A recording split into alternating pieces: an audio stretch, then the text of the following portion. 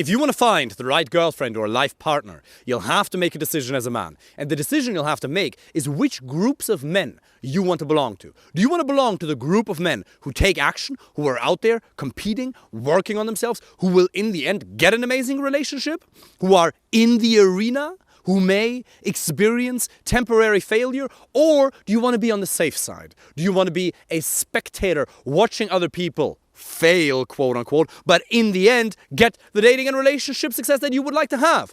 If you are worried about what people think about you, if you were to take this area of your life serious, then I have an important quote for you. First of all, before I tell you this amazing quote which will nudge your mindset in the right direction, I want to make you aware that you have a fear of what people think about you. Everybody has that because we are all ancestors of people who 300,000 years ago lived in tribes of 100 and 200 people who realized that if they acted too far outside of the socially accepted norms that the tribe agreed upon, they'd be sent into exile.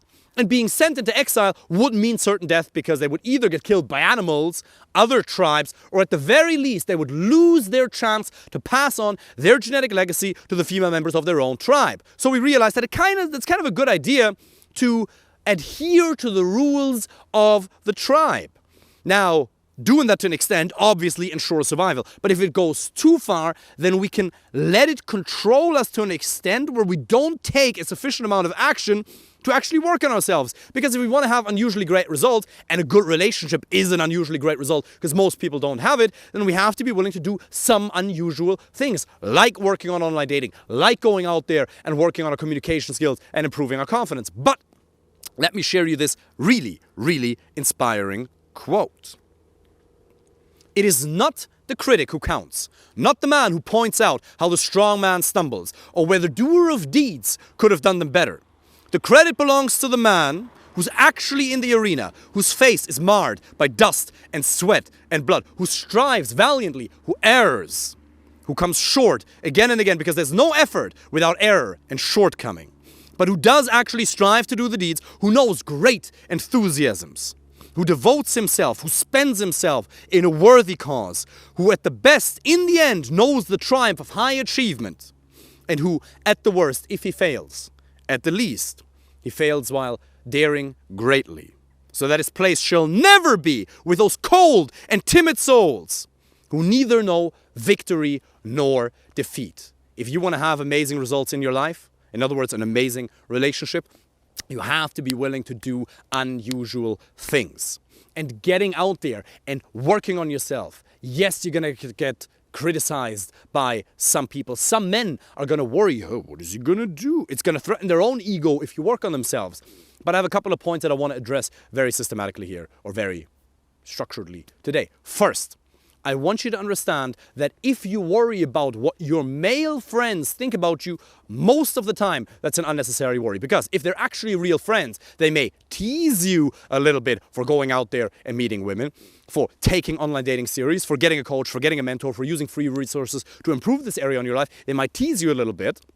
And you're actually a little bit worried about that because men, no matter how cool they seem, they actually have some insecurities inside of them and they care very much about what their other male friends think about them. But they're actually going to support you. If you own that, if you're going to work on yourself, if you tell them, hey, if my knee was broken, obviously I'd get a knee specialist to work on that. If I was overweight, obviously I'd get a fitness coach. Obviously I'm going to dedicate myself to finding the resources necessary to improve this area of my life. If you own that, then you're going to raise them up with you. And maybe they're going to learn a thing or two. If they're already in a relationship, you're going to be able to help them with that because you're going to learn things about communication and the psychology of man-to-women interactions that are going to make their relationship better. And if they're single, you're going to inspire them if they're real friends. So there's nothing to worry about there. Now, if they're not real friends and they actually hinder your progress, well, then you're going to have to get rid of them sooner rather than later. If they actually hinder your progress, if they actually criticize you, if they actually confront you with real negativity, if you tell them, hey, this is something that I'm working on, personal development, my communication skills, my confidence, my social skills with women, then they're not real friends. Now, you have to understand that men, just like, remember the two groups we were talking about, the doers and the watchers, men will only ever react to unusually proactive actions by another man with in one or two ways. When they see a man do something great, in other words, work on themselves, they'll either draw inspiration or they'll criticize him. And if they criticize somebody who works on themselves, then it's only ever an ego protective mechanism. Because if you see somebody succeed at the highest level, a lot of people like to focus on the very few things they're doing wrong. For example, Conor McGregor is a perfect example. I'm in Ireland, so everybody knows him here. And a lot of people like to criticize him because, yeah, he fucked up a couple times. He did a couple of things, that weren't too great, objectively, obviously. But a lot of people say, oh, this guy is so whack. And they ignore all the huge success, all the years he spent in the gym, all the uncertainty he had to endure, all the coachability, all the times he had to put his ego inside. When he was training jiu-jitsu with John Kavanagh, when he was getting beaten up in the gym. He had to have the complete opposite of ego. Everybody thinks he's so arrogant. I can tell you for a fact that somebody who gets to that level of success, especially in martial arts, and I only have a little bit of martial arts experience. I used to train karate for 6 years, 5-6 times a week. I used to teach at my university, so not professional at all, but some degree. I can tell you that if you get really good at some martial art, you're the opposite of egotistic. You're the opposite of arrogant, because you have to put your ego aside so many times because you have to be willing to learn. So there's so much that he did right. But what do people like to focus on? The one or two things where he fucked up. Why? Because it's a lot easier to focus on one or two things because you get a very cheap status-based dopamine high. It's very easy to talk shit about somebody, thereby make yourself feel better. But it's fake, it's not real because you haven't earned it. But the spectators who are watching the gladiators fight, yeah, for them it's easy. And if the one person they bet on wins, maybe they have a financial incentive, and that excites them even more. It's the same with football. I'm from Germany. I don't give a fuck about football at all. I'm a very bad German. Don't care too much about cars. I like fast cars, but I don't care too much about the particular brand. In football, I don't care about it at all. I think it's absolutely fine for people to have escapism, and I think people should do whatever makes them happy. I like watching the UFC every now and then.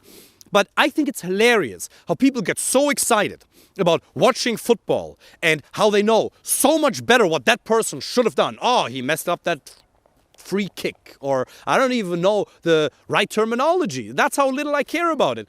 But isn't it funny when you see a 45-year-old overweight man with a beer belly eating steak with like a bunch of mayonnaise and fries? Nothing wrong with steak, by the way, but like eating like objectively fatty, greasy foods, making himself fatter and fatter.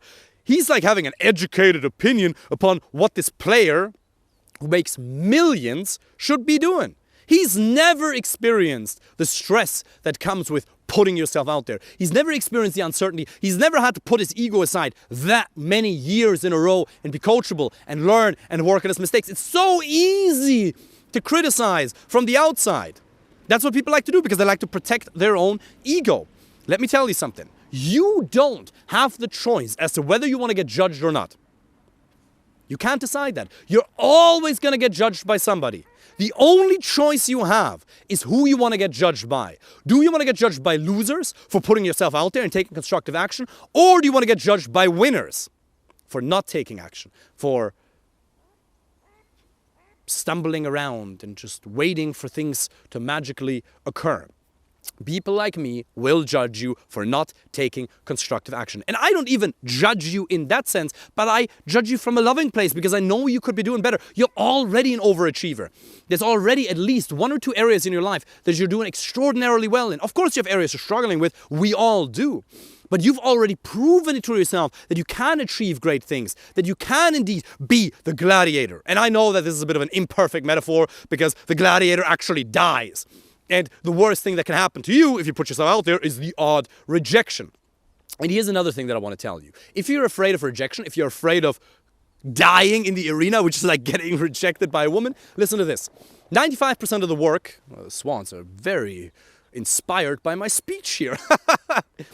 95% of the work I do is online. That's why I'm able to help men with successful careers, their own business from 27 different countries all around the world, even though 50% of my clients are in the US. So 95% of the work I do is online. But every now and then I do in-person events with clients. And I was in Norway and I met a couple of clients this weekend. And one of my clients said to me, David, whenever I go and approach a woman, let's say I'm in a shopping mall, or I'm in a gym, or I'm at a Starbucks, I feel like I'm a homeless person begging for money. I said, interesting. Let me ask you this. For the right person, how much do you think it's worth to her to spend the rest of her life with you? So, I don't know. Well, that's the first thing. You should be aware of the value you can contribute to her. Write down 20 reasons right now as to what you can contribute to her life. You should be absolutely and utterly clear how you can improve her life. Now, for the right person, what is it worth to her from an intimate standpoint, from a romantic standpoint, from a financial standpoint, from a family standpoint, from a life experiential standpoint? What would it be worth to her, to the right person, if she'd be able to spend the rest of her life with a man like you? So, maybe 1 million, maybe 10 million, maybe 100 million. Okay, interesting. So every time you walk up to a woman, you approach her on Tinder, on Hinge, on Bumble, or in real life, or on Instagram, you're basically offering her $1 million, $10 million. What if you knew in your soul that that's the value you're offering? How timid would you be? How concerned would you be?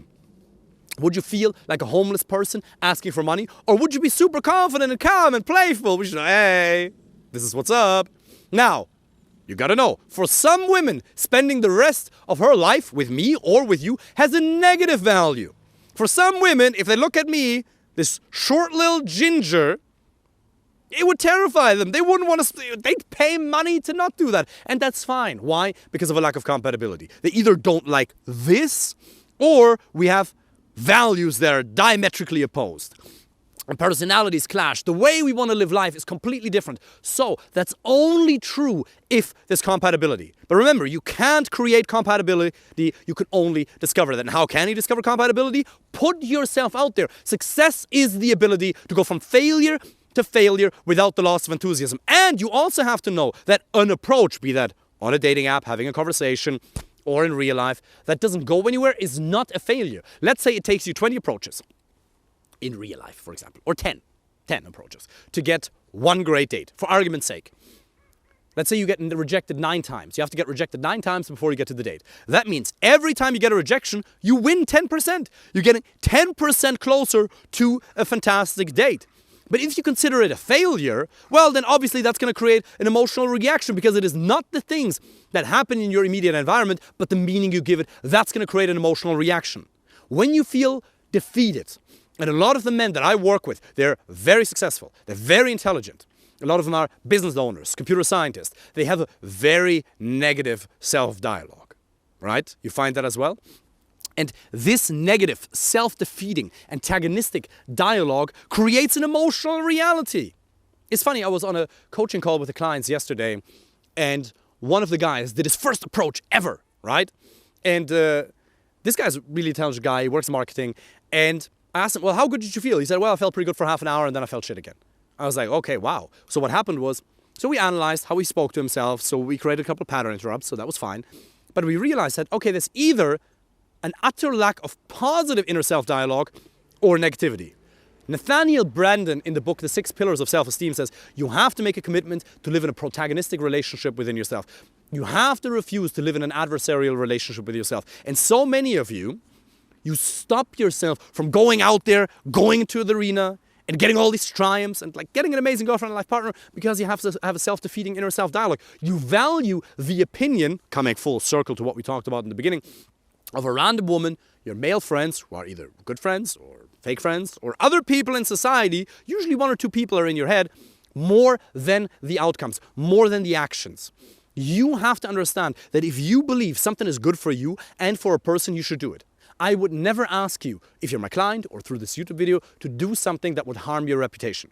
This is not pick-up artist bullshit. This is not about having intimacy with as many women as possible. This is about finding a high-quality relationship. But the way you find a high-quality relationship, you create a lot of options for yourself. You get out there, you compete over and over again, and it doesn't take that long. It takes 1, 2, 3, 4, 5, 6, 7 months. That's it. And you can find an amazing relationship. It's really, really possible. But you have to commit yourself to belonging to that group of men who take action. And let's face it, you already belong. Listen. You're already part of that group of men. You already belong to that group. In your business, in your career, maybe you do CrossFit, maybe you do rock climbing, maybe you do jiu-jitsu, maybe you play an element. In certain areas in your life, you've already made the decision a long time ago that you belong to that group of people. So why not make this area, dating and relationships, part of that success story as well? And it's possible. And you have to really understand how beautiful it can be. Yeah, there's going to be temporary failure and there's going to be some uncertainty, but with the right guidance, with the right mindset, you can absolutely get there. Some people wonder, oh, these men, they look so great and they're super rich, and Jeff Bezos this and Leonardo DiCaprio that, and my insecurities here and blah, blah, blah, blah. Look, I'm a ginger. And if you grow up a ginger in Western society, you're not perceived as the pinnacle of male attractiveness either. I remember the very first time I kissed a girl in a nightclub. And by the way, you never have to go to bars and nightclubs. I never expect my clients to go to bars and nightclubs. I offer it to them because it's a possibility, but a lot of them don't really want to go there, and it's absolutely fine. You could simply meet somebody through online dating, Tinder, Hinge, Bumble, Instagram, other websites, or through meeting women during the day. But it's a possibility. So the first time I kissed a woman in a nightclub, which happened after like going out for 4 or 5 weeks, because in the beginning I had so much approach anxiety. I was so insecure. I didn't know what I was going to say. What is she going to think about me? What if I ran out of things to say? I was so stuck in my head. So after 4 weeks, I'm talking to the Spanish girl. And I remember very vividly, after 15 minutes of me ignoring all of her signs, she asks me, David, are you going to kiss me or what? And I was like, okay. So we started kissing. That was a moment, that reference experience, listen to me, that reference experience was life-changing because I realized, wow, I really can. That night, I walked home along the Liffey in Dublin. It was a very, very clear night. We don't have a lot of clear nights in Ireland. Most of the time is partly cloudy, as we like to say here. But I was listening to Imagine Dragons and I had a firework in my brain and my chest. I was so hyped. I was like, woo! I can actually do this. I can actually learn it. I can actually improve this. It's not just for the good-looking chats, for the super rich people. I can go out there, meet women, communicate effectively in a confident manner and get them excited about me. And the reason that moment was so important and so significant to me was because I came out of a marriage with a woman where I just felt barely tolerated in the relationship. The passion wasn't there. The intimacy wasn't great. Not because she's a bad person at all. There was just a huge lack of compatibility between the two of us. So I came out of a relationship where I felt judged.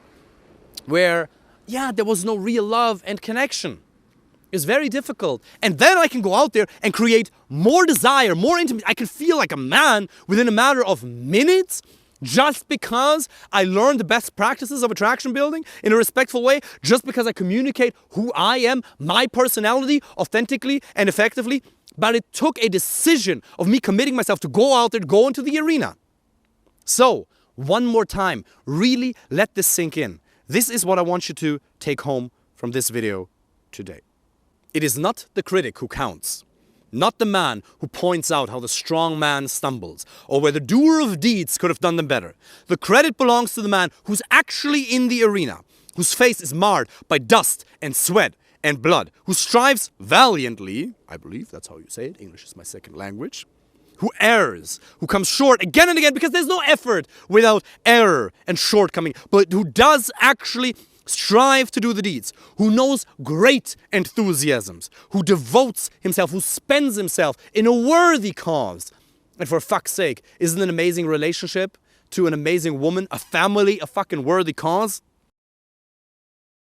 Who at best, in the end, knows triumph of high achievement, and who at the worst, if he fails, at least he failed while daring greatly, so that his place shall never be with those cold and timid souls who neither know victory or defeat. Apply for a free initial consultation call. Let me help you on this journey.